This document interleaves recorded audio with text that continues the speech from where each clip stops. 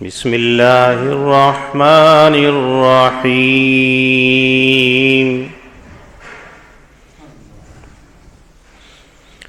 الیہ مرجعکم جمیعا وعد اللہ حقا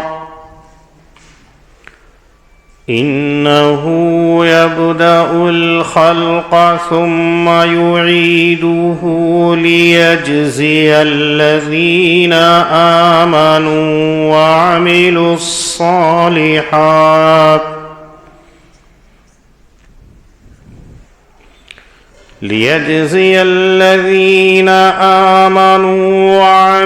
الصالحات بالقسط والذين كفروا لهم شراب من حميم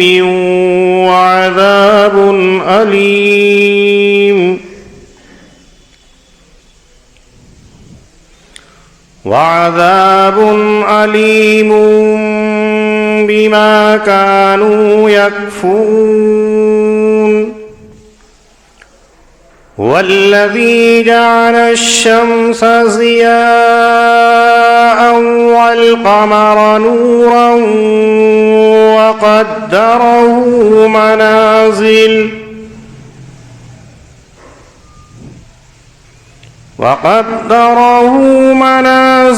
لتعلموا عدد السنين والحساب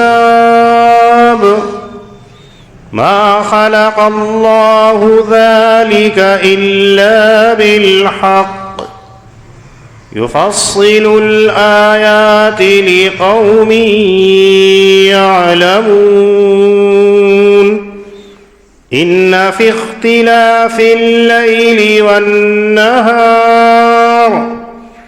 وما خلق الله في السماوات والأرض لآيات لقوم يتقون صدق اللہ العظیم۔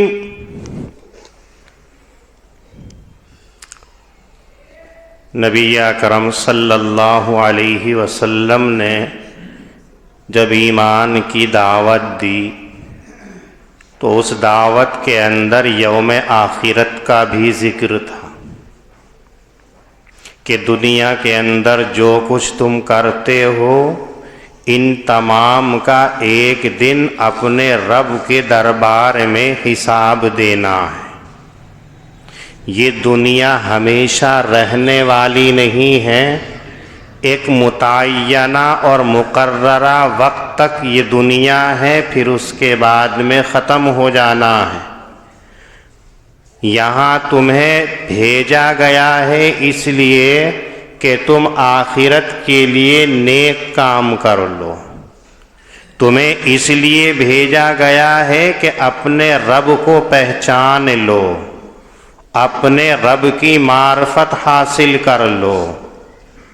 جو وعدہ تم کر کے اپنے رب سے ازل کے اندر آئے تھے وہ وعدہ دنیا کے اندر نبھاؤ اور پورا کرو، اپنی مرضیات کو، اپنی خواہشات کو تمام کو ترک کر دو رب کریم کی مرضیات کے سامنے۔ اگر تم نے ایسا نہیں کیا تو یاد رکھیے کہ جب تمہارا وقت آ جائے گا دنیا سے رخصت ہو جائیں گے، اور یہ ایسی بدیہی چیز ہے کہ دنیا کے اندر ہر چیز کا انکار کیا جا سکتا ہے، حتیٰ کہ اگر اللہ کے وجود کا بھی انکار کر دے تو کوئی بات نہیں ہے، رب کا بھی انکار کر سکتے ہیں، لیکن دنیا سے رخصت ہو جائے، کسی کو موت نہ آئے، ایسا نہیں ہو سکتا ہے۔ جب دنیا کے اندر انسان آ گیا تو فنا اس کے لیے یقینی ہے۔ قرآن کریم کہتا ہے کل نفس ذائقۃ الموت،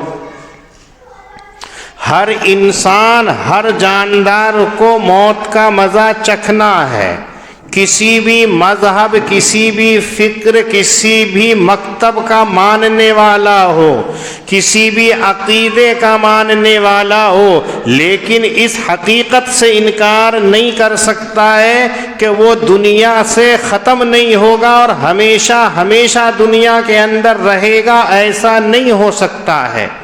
اسی کو نبی کریم صلی اللہ علیہ وسلم نے اپنی دعوت کے اندر کہا کہ دیکھو، اگر تم یہاں دنیا کے اندر رہ رہے ہو تو اچھے اعمال اور لا الہ الا اللہ کا اقرار کر لو تو فلاح یاب، اور اگر تم نے ایسا نہیں کیا، اپنے رب کو نہیں پہچانا، اپنے رب کی بات کو نہیں مانا، تو تمہیں ایک وقت وہ آئے گا جو اپنے رب کی عدالت کے اندر پیشی دینی ہوگی، اپنے رب کے سامنے اپنا تمام کا تمام اعمال کا حساب دینا ہوگا۔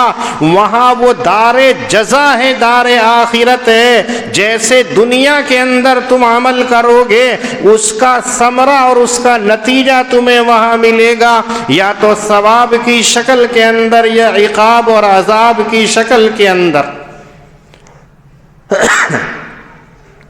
یا تو تمہارا ٹھکانہ جنت ہوگا یا تمہارا ٹھکانہ جہنم ہوگا۔ تو وہ لوگ جو نبی کریم صلی اللہ علیہ وسلم کے مخالف تھے، وہ لوگ جنہوں نے نبی کریم صلی اللہ علیہ وسلم کو ساحر کہا، کاہن کہا، عراف کہا، جادوگر کہا، مجنوں دیوانہ کہا، اس بات کو سن کر کے بھی انہوں نے کہا ایسا کیسے ہو سکتا ہے، ہم مر جائیں گے، مٹی میں مل جائیں گے، ہمارا وجود ختم ہو جائے گا، پھر دوبارہ ہم کیسے اٹھائے جائیں گے؟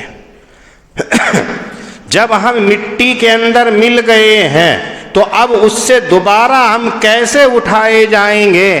یعنی بعث بعد الموت کا انکار کر دیا، اور یہ کہا کہ یہ محمد العیاذ باللہ اپنی طرف سے گھڑ کر کے بتا رہا ہے کہ آج تم نے یہاں اچھے عمل نہ کیے تو آخرت کے اندر اللہ کے دربار کے اندر تمہیں حساب و کتاب کی شکل کے اندر سب چیز سامنے آئیں گی، تمہیں دینا ہوگا حساب۔ ایسے کیسے ہو سکتا ہے؟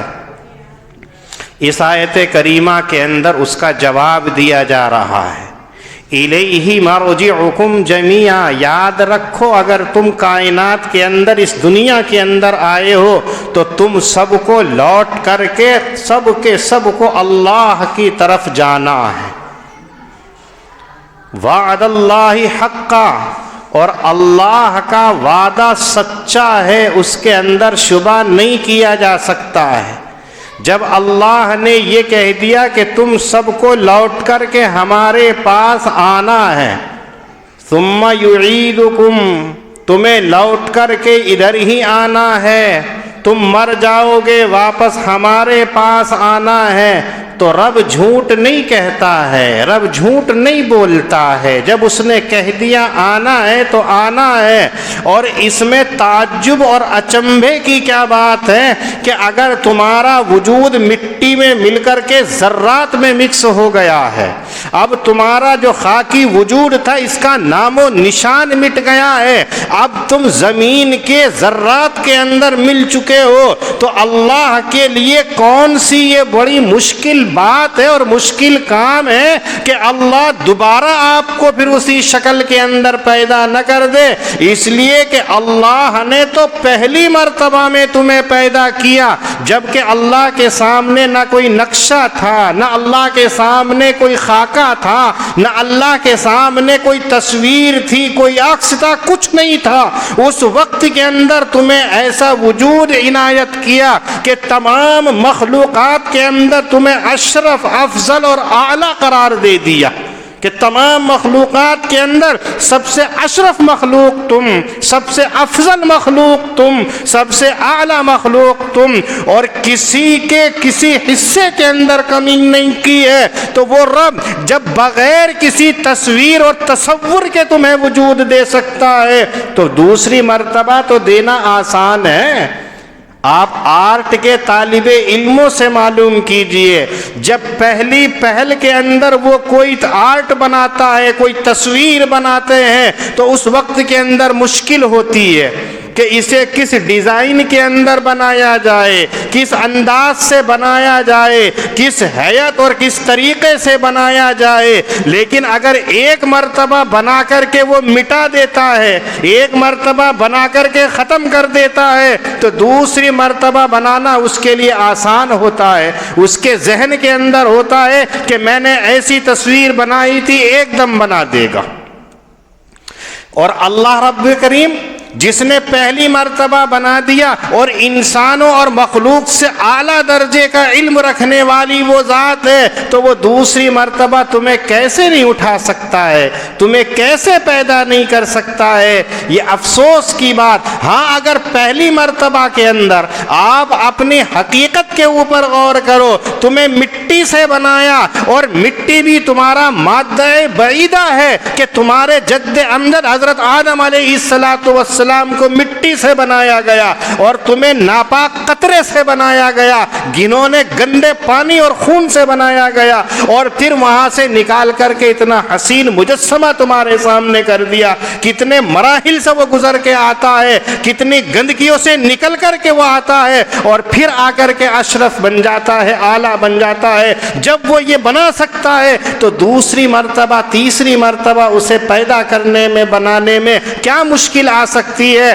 کم عقل والا بھی اس بات کو سمجھ سکتا ہے۔ اس لیے رب نے کہہ دیا کہ ہم تمہیں اٹھائیں گے، اور یقیناً تمہیں اٹھائیں گے، اور پھر آخرت کے اندر تمہیں حساب و کتاب دینا ہے۔ تم نے کتنے اعمال کیے ہیں، کیسے اعمال کیے ہیں، اعمال حسنہ کیے ہیں یا اعمال سیئہ کیے ہیں، اچھے اعمال کیے ہیں یا برے اعمال کیے ہیں، وہ تمام کے تمام اسی لیے کہا لیجزی الذین آمنوا وعملوا الصالحات بالقسط۔ وہ لوگ کہ جنہوں نے اللہ کی بات کو مان لیا، ایمان کے اندر آ گئے، اور اپنے اعمال نیک کیے انصاف کے ساتھ میں، عاملوا الصالحات بالقسط، نیک اعمال کیے انصاف سے۔ یہاں نیک اعمال کو انصاف کے ساتھ میں اللہ نے ذکر کیا ہے۔ اسے یاد رکھیے گا، نیک اعمال تو ہر انسان کرتا ہے، جو بھی کام کرتا ہے وہ یہ سمجھتا ہے کہ میں نیک کام کر رہا ہوں۔ مزار پہ جا رہا ہے، چادر چڑھا رہا ہے، نیک کام کر رہا ہوں۔ مزار پہ جا رہا ہے، سجدے کے اندر پڑا ہوا ہے، نیک کام کر رہا ہوں۔ مجلس کے اندر بیٹھا ہوا ہے، سو رہا ہے، تو نیک کام کر رہا ہوں۔ کہیں گیا ہوا ہے، اپنی مرضی سے خرچہ کر دیا، سمجھ رہا ہے میں نیک کام کر رہا ہوں۔ ہر آدمی یہ کہتا ہے کہ میں نیک کام کر رہا ہوں، لیکن نیکی کا معیار اور نیکی کا جانچنا اور پرکھنا ہے بالقسط۔ اللہ کے نبی صلی اللہ علیہ وسلم نے جو طریقہ بتایا ہے، اس طریقے کے مطابق ہے تو وہ اعمال نیک ہیں اور اعمال حسنہ۔ آپ شب برات آتی ہے، حلوہ بنا کر کے بانٹ رہے ہیں، نیک کام سمجھ رہے ہیں۔ عاشورہ کا دن آتا ہے، آپ حلیم بنا کر کے تقسیم کر رہے ہیں، نیکی کا کام سمجھ رہے ہیں۔ انتقال ہو گیا تو 40 دن تک امام صاحب کے کار میں کھانا بھیج رہے ہیں، نیک کام سمجھ رہے ہیں۔ انتقال ہو گیا، مرنے والے کے کپڑے پرانے بچے ہوئے ہیں، انہیں اٹھا کر کے مسجد میں یا نماز پڑھنے والے کو دے رہے ہیں، نیک کام سمجھ رہے ہیں۔ اور جو اس کی دولت رکھی ہوئی ہے، اس کے نئے کپڑے بغیر سلے رکھے ہوئے ہیں، انہیں اپنے لیے رکھ رہے ہیں، نیک کام ہے۔ اپنی مرضی سے ہم نے یہ سمجھ لیا کون سا نیک ہے کون سا بد ہے۔ اپنی مرضی سے ہم نے یہ طے کر لیا کہ یہ عبادت ہے اور یہ عبادت نہیں ہے۔ ہم نے یہ طے کر لیا کہ پورے مہینے کے اندر صرف رمضان کے اندر نماز پڑھیں گے، 11 مہینے نماز نہیں پڑھیں گے۔ ہم نے یہ طے کر لیا پورے ہفتے نمازوں سے دور رہیں گے اور جمعے کی آ کے نماز پڑھ لیں گے۔ ہم نے یہ طے کر لیا سال میں پوری زندگی نماز نہیں پڑھیں گے، عید اور بقرہ عید کی نماز پڑھ لیں گے۔ نیک کام کر رہے ہیں بالقسط۔ شریعت اسی کا نام ہے۔ نماز پڑھنا اچھی چیز ہے، لیکن وہ طریقہ جو نبی کریم صلی اللہ علیہ وسلم کا بتایا ہوا ہے، قبرستان جانا ثواب کا کام ہے، لیکن وہ طریقہ جو نبی کریم صلی اللہ علیہ وسلم نے کر کے دکھلایا ہے وہ ثواب کا کام ہے۔ آپ نے چادر چڑھائی، آپ نے پھول چڑھائے، آپ نے سجدہ کیا، کہیں ثابت نظر نہیں آتا ہے۔ اور آپ جمعرات ہے کل جا کر کے مزاروں پہ دیکھ لو، لائن لگی ہوئی ملے گی۔ سب کس لیے جا رہے ہیں؟ ثواب کے لیے جا رہے ہیں کہ نیک کام کر رہے ہیں۔ عاملوا الصالحات بالقسط، تم جو نیک اعمال سمجھ رہے ہو وہ نیک اعمال نہیں ہے، بلکہ وہ نیک اعمال کہلائیں گے جو شریعت کے مطابق ہوں گے۔ اگر شریعت نے کہا ہے کہ یہ نیک کام ہے تو نیک کام ہے۔ مثلا آپ نماز پڑھ رہے ہیں تو نماز کتنا اعلیٰ درجے کی عبادت اور کتنا اعلیٰ درجے کا کام ہے کہ آپ صلی اللہ علیہ وسلم فرماتے ہیں کہ مجھے تو اللہ نے اپنی ملاقات کے لیے معراج پر عرش پر بلایا، لیکن میری امت کے لیے یہ تکلیف بھی نہیں دی، میری امت کو یہ بھی نہیں کہا کہ تمہیں ملاقات کرنی ہے تو تمہیں وہاں آنا پڑے گا، بلکہ کہہ دیا الصلاۃ معراج المومنین۔ اپنے رب سے گفتگو کرنی ہے، اپنے رب سے راز و نیاز کی بات کرنی ہے، اپنے رب کو دیکھنا ہے تو سجدے کے اندر چلے جاؤ، نماز پڑھ لو، یہ مومنین کی معراج ہے۔ اتنی اعلیٰ درجے کی چیز اللہ نے نماز بنائی۔ نبی فرماتے ہیں الصلاۃ قرۃ عینی، میری آنکھوں کی ٹھنڈک اگر کسی عبادت کے اندر ہے، کسی عمل کے اندر ہے تو وہ نماز کے اندر ہے۔ لیکن اگر نماز کے لیے اللہ نے منع کر دیا اور پھر ہم نماز پڑھ رہے ہیں تو یہ ثواب کا کام نہیں ہوگا، نیک اعمال نہیں ہوں گے۔ عورت ہے اگر مہینے سے ہو جاتی ہے، وہ یہ سوچے میں نماز پڑھوں گی میری عادت ہے، تو وہ نماز نہیں، وہ گناہ کہلائے گا، نافرمانی کہلائے گی۔ معلوم ہوا کہ اعمال حسنہ کا مدار جو ہے وہ قسط کے اوپر ہے، انصاف کے اوپر ہے، شریعت مطہرہ کے اوپر ہے۔ شریعت نے جس کام کو نیک کہا وہ نیک ہوگا، شریعت نے جس کام کو نیک نہیں کہا تم کتنا تصور کر لو۔ 4 رکعت عشاء میں پڑھی جاتی ہے، 12 رکعت پڑھ کے دیکھ لو، آپ کی وہ نماز نہیں ہونے کی، دوبارہ پڑھنی پڑے گی آپ کو۔ معلوم یہ ہوا کہ اعمال حسنہ ہماری عقل کے تابع نہیں ہے بلکہ شریعت کے تابع ہے۔ شریعت نے جتنا ہمیں پابند کیا ہے بس اتنا کرنا ہے۔ آج اگر ہم اس معاشرے کو اپنے گریباں میں جھانک کر کے دیکھیں، ہم نماز پڑھتے ہیں تو کیا نماز؟ ہم روزہ رکھتے ہیں تو کیا وہ روزہ ہے؟ آپ دیکھیں رمضان کا مہینہ آنے والا، اللہ سب کو وہ موقع نصیب کرے۔ ہم روزہ رکھنے کے باوجود غیبت کر رہے ہیں، چغلی کر رہے ہیں، بد نگاہی کا شکار ہو رہے ہیں، بد کلامی کا شکار ہو رہے ہیں، ہم غلط کام کر رہے ہیں، جھوٹ بول رہے ہیں، افترا کر رہے ہیں، دھوکہ دے رہے ہیں، اور پھر ہم روزہ رکھ رہے ہیں تو یہ ہمارا روزہ نہیں ہوگا۔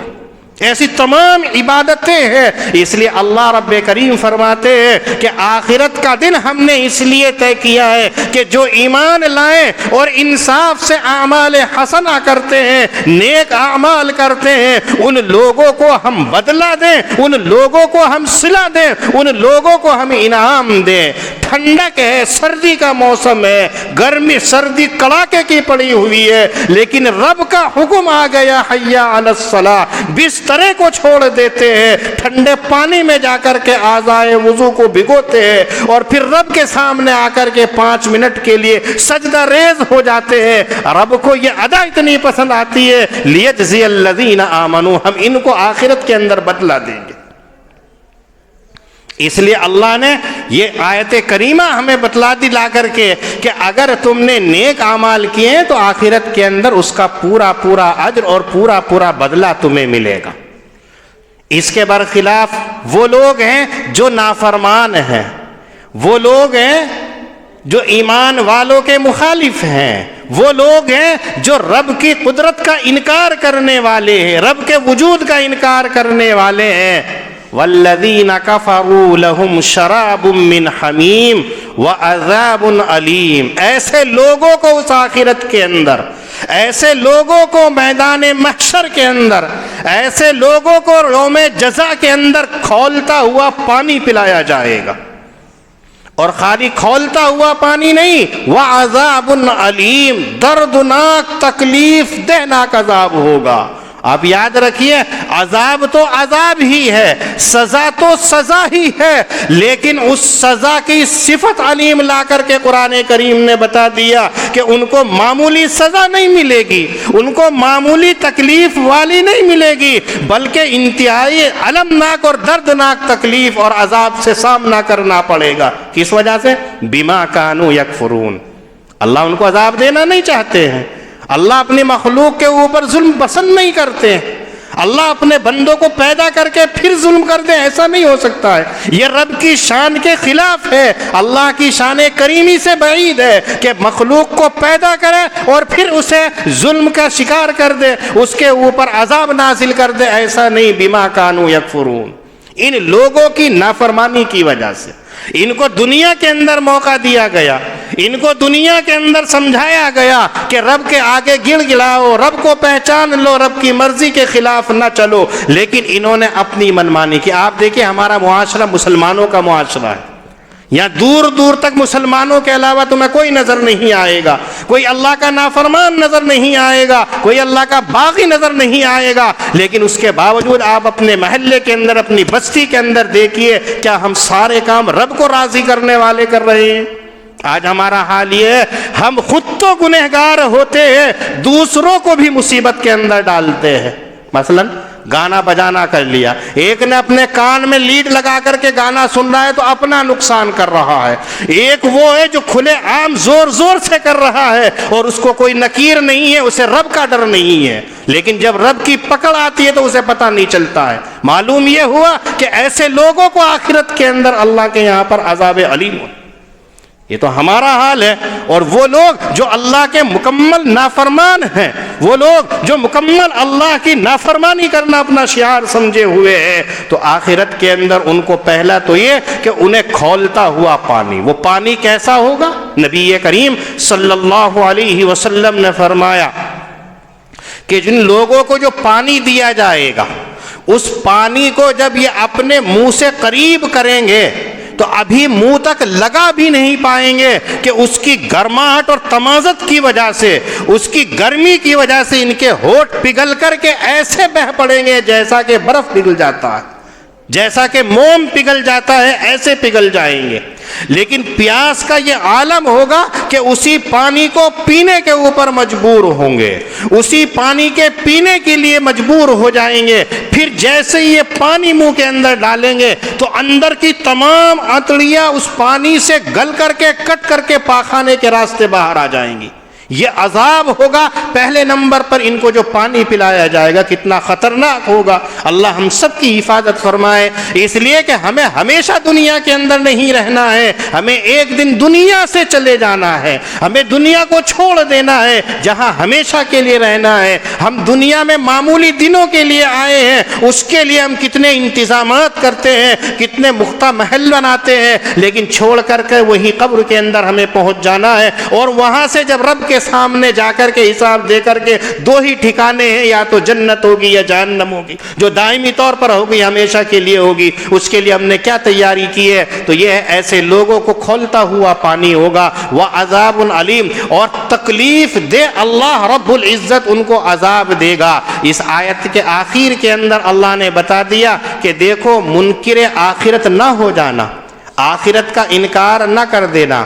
ہم اہل ایمان ہیں، اللہ کو ماننے والے ہیں، ہم سے اگر کوئی پوچھے گا تو ہم یہی کہیں گے کہ نہیں، ہم اللہ پر ایمان رکھتے ہیں، یوم آخرت پر ایمان رکھتے ہیں، لیکن ہم بس زبان حال اس کا انکار کرنے والے، ہم اپنے عمل سے اس کا انکار کرنے والے۔ آپ دیکھیے آپ کی مسجد کتنی چھوٹی ہے، نماز 5 وقتوں کی ہوتی ہے، لیکن 5 صفیں کبھی بھری ہوئی نظر آئیں گی؟ کبھی نہیں آئیں گی سوائے جمعہ کے، اور جمعے کے اندر بھی کب آئے گی؟ جب امام خطبے کے لیے بیٹھ جائے گا، اس سے پہلے خالی نظر آئے گی۔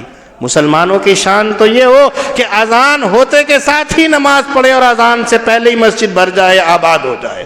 ہم کس غفلت کے اندر کھوئے ہوئے ہیں، ہم کہاں سوئے ہوئے ہیں، ہمیں کچھ پتہ نہیں ہے، ہمارا حال کیا ہے ہمیں کچھ پتہ نہیں ہے، بس ہم اپنی مرضی کے غلام بنے ہوئے ہیں، ہم اپنی عقل کے غلام بنے ہوئے ہیں، ہم اپنی خواہشات کے غلام بنے ہوئے ہیں۔ ہماری طبیعت کرتی ہے تو ہم اللہ کے آگے جھک جاتے ہیں، اور وہ بھی کب؟ جب کوئی پریشانی ہو جائے، جب کوئی تکلیف ہو جائے، جب کوئی ضرورت آن پڑے، تو اللہ کو منانے کے لیے، اللہ کو راضی کرنے کے لیے نہیں بلکہ اللہ کو دھوکہ دینے کے لیے ہم مسجد میں آ جائیں گے۔ اب ہم نمازیں بھی پڑھیں گے، دعائیں بھی مانگیں گے، چہرہ بھی مسکینوں والا بنا لیں گے، صورت بھی ہم معصومیت سے بنا لیں گے۔ جیسے کام نمٹ جائے گا تو کہاں اللہ ہے اور کہاں اللہ کا گھر، ہمیں کچھ پتہ نہیں ہے۔ ہم مسجد کے دروازے پر بیٹھے رہیں گے لیکن سجدے کے لیے ہم مسجد کے اندر نہیں آ سکتے ہیں۔ ہم گلی کے اندر کھڑے ہوئے نظر آ جائیں گے لیکن نماز کے لیے مسجد کے اندر نہیں آئیں گے۔ ایک غریب تڑپ رہا ہے، ہم اس کی مدد نہیں کر سکتے ہیں، ویڈیو بنانی شروع کر دیں گے ہم۔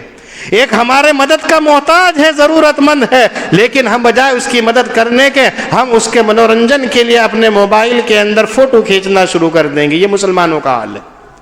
ایسے رب کیسے مانے گا؟ آخرت کے اندر ہمیں جانا ہے، ہمیں آخرت کی فکر کرنی چاہیے۔ اس آیت کریمہ نے ہمیں یہی بتایا کہ جو لوگ آخرت کا اقرار کرتے ہیں، ایمان لاتے ہیں، ان لوگوں کے لیے دنیا کے اندر بھی فائدہ اور آخرت کے اندر بھی فائدہ۔ حضرت عبداللہ ابن مسعود رضی اللہ تعالی عنہ سے کسی نے کہا کہ حضرت فلاں شخص آپ کی غیبت کرتا ہے، کہا تو اچھی بات۔ کسی نے کہا کہ آپ کی شان میں گستاخی کرتا ہے تو ابن مسعود رضی اللہ تعالی عنہ نے کہا کہ اچھی بات۔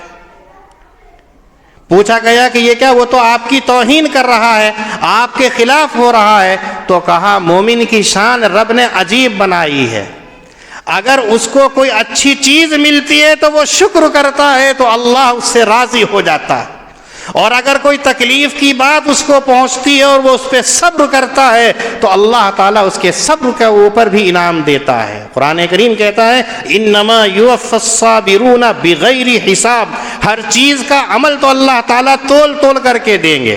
آپ نے نماز پڑھی ہے اس کا ثواب اتنا ہے، آپ نے روزہ رکھا ہے اس کا ثواب اتنا ہے، آپ نے زکوٰۃ دی ہے اس کا حساب اتنا ہے، آپ نے کسی کی مدد کی ہے اس کا ثواب اتنا ہے۔ لیکن اگر آپ کو تکلیف پہنچی کسی کے عمل سے، کسی کی ذات سے کسی سے تکلیف پہنچی ہے اور آپ نے اس کے اوپر صبر کیا، آپ نے کچھ نہیں کہا ہے، یوفی الصابرون بغیر حساب، ایسے لوگوں کو اللہ تعالیٰ بغیر حساب و کتاب کے بے انتہا ثواب عنایت فرمائیں گے، اس کا کوئی اندازہ نہیں لگا سکتا ہے۔ آپ کو کوئی تکلیف، آپ کا پڑوسی آپ کو تکلیف پہنچا رہا ہے، آپ صبر کر رہے ہیں کسی کی ذات سے، کسی کے ہاتھ سے، کسی کے پیر سے، حالانکہ مسلم کی شان نبی کریم صلی اللہ علیہ وسلم فرماتے ہیں المسلم من سلم المسلمون من لسانہ و یدہ، مسلمان تو وہ ہے کہ جس کے ہاتھ سے، جس کی زبان سے، جس کے پیر سے، ایک ایک عضو سے دوسرا مسلمان محفوظ رہے۔